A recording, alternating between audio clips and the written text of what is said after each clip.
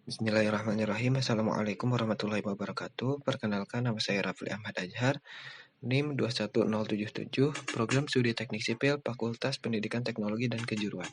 Tujuan dari pembuatan Wise Voice ini adalah untuk memenuhi salah satu tugas mata kuliah Pendidikan Pancasila yang dibimbing oleh Ibu Sri Wahyuni Tanzil, SPD, MPD. Pancasila sebagai dasar dan ideologi negara merupakan kesepakatan politik para founding fathers ketika negara Indonesia didirikan.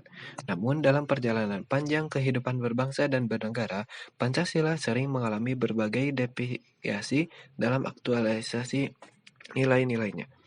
Deviasi pengalaman Pancasila tersebut bisa berupa penambahan, pengurangan, dan penyimpangan dari makna yang seharusnya. Kita sebagai warga negara Indonesia sudah jelas menjadikan Pancasila sebagai pandangan hidup sebab nilai-nilai yang terkandung dalam dijadikan acuan dan teladan dalam menjalankan kehidupan yang tertata. Pengalaman Pancasila sebagai pandangan hidup berdasarkan pribadi masing-masing. Sebagai pelakunya, para warga negara harus dapat membedakan mana yang dilakukan atau tidak sesuai dengan nilai-nilai Pancasila. Misalnya dalam sila pertama, kita sebagai warga negara harus bersikap toleransi kepada umat berbeda agama.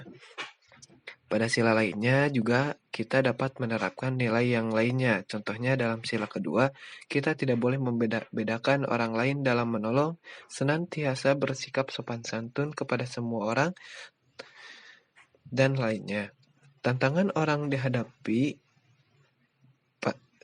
yang dihadapi Pancasila sebagai pandangan hidup yang pertama, banyak warga Indonesia lebih menyukai produk luar dibandingkan produk dalam negeri.